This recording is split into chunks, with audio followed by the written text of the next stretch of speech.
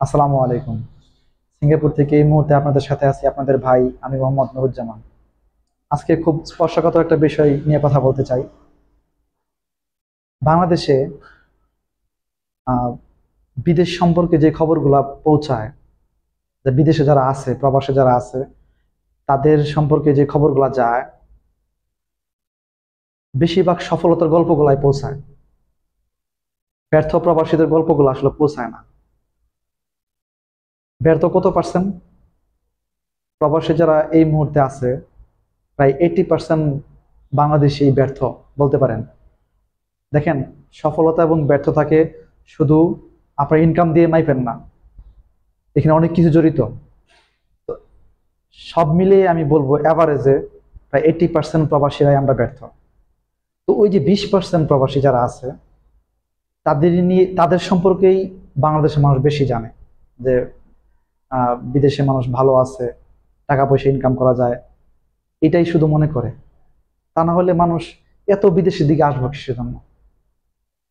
তো আমরা বাংলাদেশে যারা আছি, তারা আসলে এই খবরগুলো জানি না যে বেশিরভাগ প্রবাসী কত কষ্টে আছে।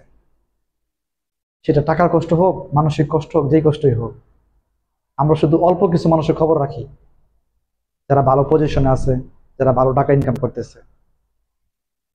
দেখেন, লক্ষ লক্ষ প্রবাসীর জীবনটা প্রায় নষ্টই হয়ে গেছে বিদেশে আসার পর।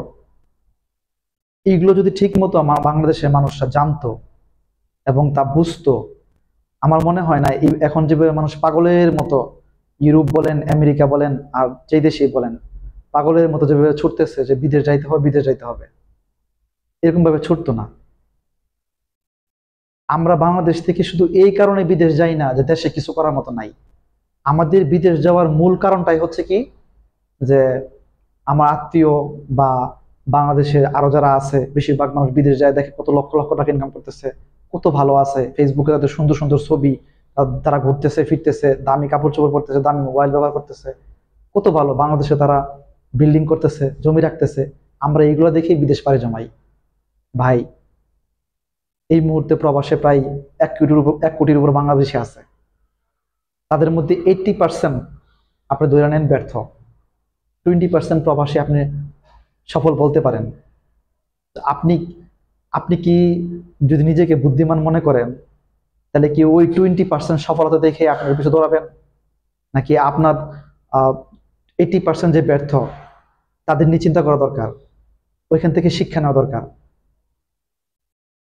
আসলে আমি ব্যক্তিগতভাবে চাই যে এখন তো আহ, সামাজিক যোগাযোগ মাধ্যমের যুগ চলতেছে।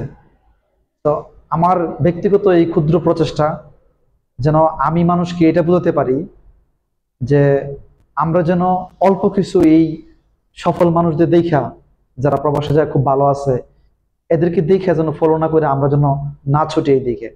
আমি চাই মানুষ ওই 80% ব্যর্থ প্রবাসী গল্প শুনুক, কেন তারা ব্যর্থ, কিভাবে ব্যর্থ, এর পেছনে দায়ী কারা, এই গল্পগুলা মানুষ শুনুক। তো আশা করি আপনারা আমার সাথেই থাকবেন ইনশাআল্লাহ।